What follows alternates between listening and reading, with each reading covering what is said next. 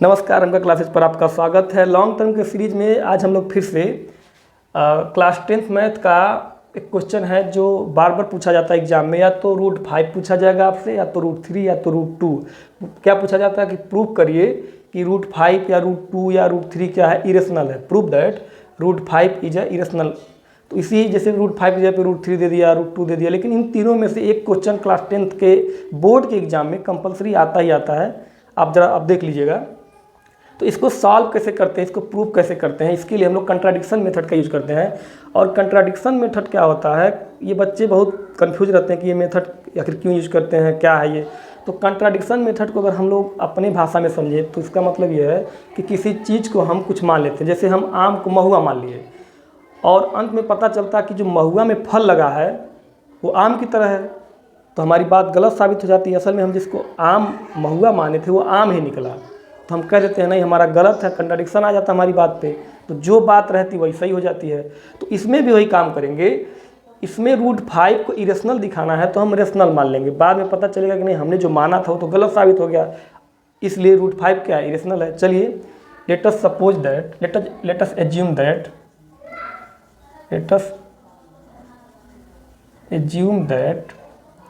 √5 is a rational. आप rational number लिख सकते हैं, कोई दिक्कत नहीं है। हम मान लिए कि √5 क्या है, रेशनल है। तो आपको पता है रेशनल का क्या डेफिनेशन है। रेशनल नंबर p/q के फॉर्म में होता है और इसमें p/q इंटीजर होता है और q 0 के बराबर नहीं होना चाहिए, q ≠ 0 होता है। तो इतना आप जानते ही हैं, तो इसको लिख लीजिए √5 is equal to a/b। a/b के फॉर्म में हो, p/q के फॉर्म में, कोई मतलब कोई फर्क नहीं पड़ता है, कोई अंतर नहीं है। तो अब देखिए इसको हम √5 को रेशनल माने तो इसको रेशनल की इक्वल लिख दिए कि ये रेशनल फॉर्म में है तो इसको ये इसके इक्वल होगा। अब देखिए यहाँ पे जो लाइन मानना है वो बहुत इंपॉर्टेंट है। ए और बी को ये तो हम माने कि रेशनल है, अब ए और बी को हम कुछ और मानते हैं, जो यही बात समझना होता है। ए बी को हम प्राइम नंबर लेते हैं, ए को प्राइम बी को प्राइम ले लिया तो ए और बी मिलकर क्या हो जाएगा, को प्राइम हो जाएगा। तो ए और बी को हम को प्राइम मानते हैं। को प्राइम का मतलब क्या होता है, जब किसी दो नंबर के बीच में उनका कॉमन फैक्टर 1 आता है। जैसे दो नंबर का HCF निकालिए आप, तो अगर उनका HCF 1 आ गया तो दोनों एक दूसरे के लिए को प्राइम कहलाते हैं। तो हम यहाँ पे ए और बी को प्राइम लेकर चलेंगे, मतलब इसका कॉमन फैक्टर सिर्फ एक मानकर चलेंगे और अंत में देखिएगा इसका कॉमन फैक्टर एक और मिल जाएगा, तो हमारी बात का कंट्राडिक्शन लग जाएगा। तो चलिए देखिए, let A and B are co-prime। Let A and B are co-prime। हम A और B को co-prime मान ले रहे हैं। तो co-prime का मतलब क्या है कि इन A और B के केवल एक ही कॉमन फैक्टर होंगे, 1। अगर 1 से ज़्यादा कोई कॉमन फैक्टर मिल जाएगा तो हमारी बात पर कंट्राडिक्शन लग जाएगा। तो चलिए अब इसको इक्वेशन नंबर, इसको आप कैसे लिख सकते हैं, थोड़ा इसको सही लिख दीजिए। इसको लिख देंगे हम √5b is equal to a। इसको आप इक्वेशन 1 मान लीजिए। अब लिखिए squaring both side of equation 1। Equation 1 को स्क्वायर कर दीजिए बोथ साइड। लिखिए squaring both side of equation 1। Equation 1 का बोथ साइड स्क्वायर कर, EQ⁴n का मतलब होता है इक्वेशन। आप इक्वेशन पूरा लिख लीजिएगा, कोई दिक्कत नहीं है। Squaring both side of equation 1। और जब इसको स्क्वायर करेंगे तो क्या हो जाएगा, √5 का स्क्वायर 5 होता है, b का b स्क्वायर, a का a स्क्वायर, तो क्या हो जाएगा 5b² is equal to a²। इसको जरा और सही लिख लीजिए, तो a² is equal to 5b², ऐसे लिख लीजिए। इसको हम मान लीजिए इक्वेशन नंबर 2। अब जरा देखिए इसका मतलब क्या होता है, a² इक्वल टू 5b²। इसका मतलब है कि a² जो है 5 से डिविजिबल है। इसका मतलब क्या है भाई, इसको ऐसे लिख सकते हैं ना कि a²/5 इक्वल टू b², ऐसे लिख सकते हैं। तो a²/5 हम क्यों लिख रहे हैं, क्योंकि 5 से डिविजिबल है तभी a²/5 लिख रहे हैं। तो इसका मतलब यह है कि जब a², यही बात समझना है बच्चों को कि a² इक्वल टू 5b² है, यानी a² 5 से डिविजिबल है। अब a² अगर 5 से डिविजिबल है तो इसका मतलब है कि a भी 5 से डिविजिबल होगा। जैसे देखिए 625 625 अगर 5 से डिविजिबल है,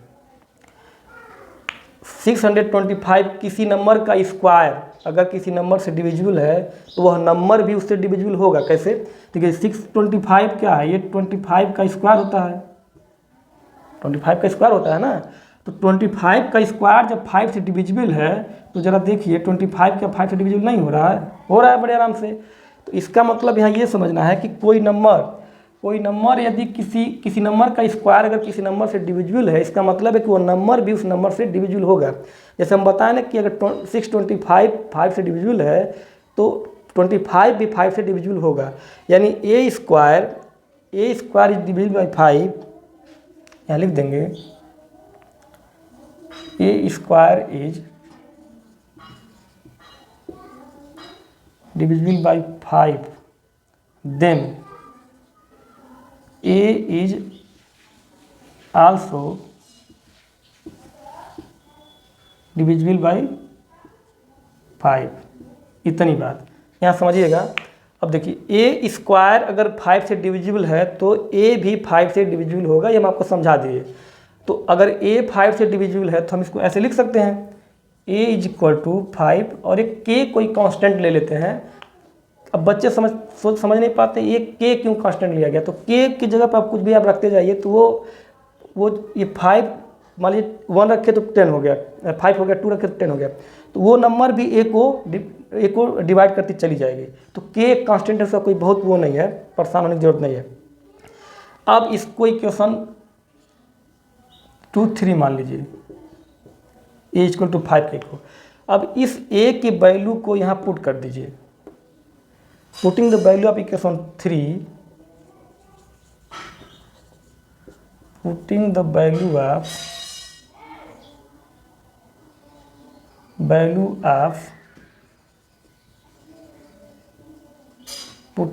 ऑफ इक्वेशन 3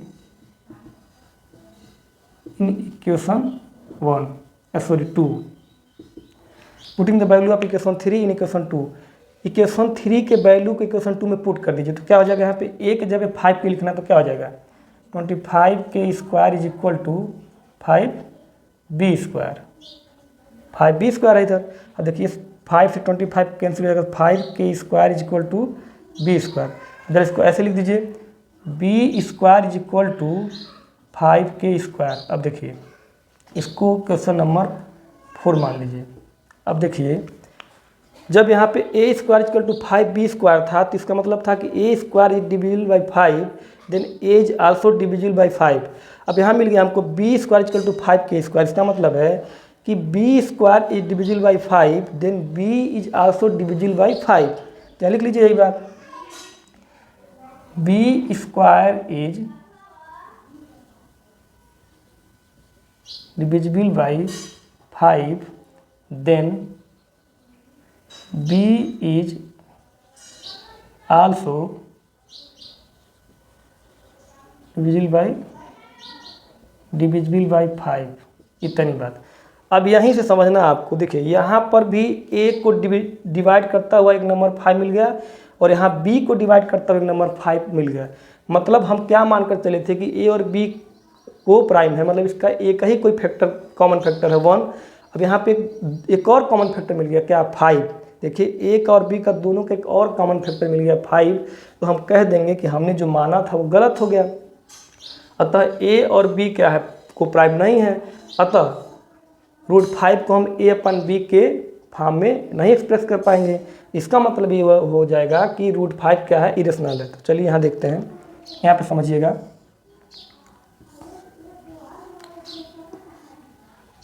यहाँ समझिए, अब हम क्या मान लिए कि ये जो जो ए और बी लेकर चले थे वो को प्राइम नहीं रह गया, क्योंकि इसका एक से ज़्यादा कॉमन फैक्टर मिल गया। Then we get from equation 1 and 2, from equation कौन सा 2 और 5, 2 और 4, from equation 2 and 4 we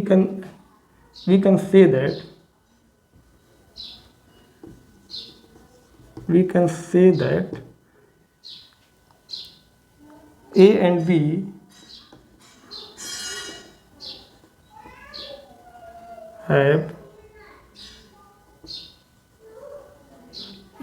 have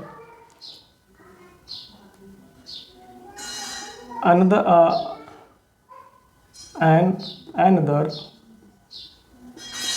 common factor 5। यहाँ से हम क्या कर देंगे कि A और B जो है एक अनदर कॉमन फैक्टर क्या रख रहा है, 5 रख रहा है अपने पास। तो इससे क्या हो गया कि हमने तो माना था कि वो को प्राइम है, एक ही कॉमन फैक्टर रखेगा, तो एक के अलावा एक और रख दिया अनदर। हाँ ठीक।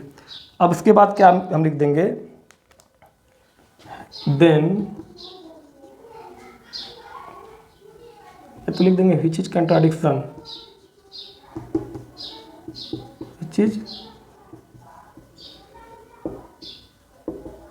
which is contradiction and our assumption is wrong, which is contradiction and our assumption is wrong। अगर नहीं पढ़ पाइएगा तो हम बोल रहे हैं, समझ लीजिएगा। यहाँ लिखा है which is contradiction and our assumption is wrong। हमने जो माना था कि ये को प्राइम है तो को प्राइम नहीं रह गया, इसका एक और भी फैक्टर मिल गया। तो हम क्या कह देंगे आगे, which is contradiction and our assumption is wrong, it means that hence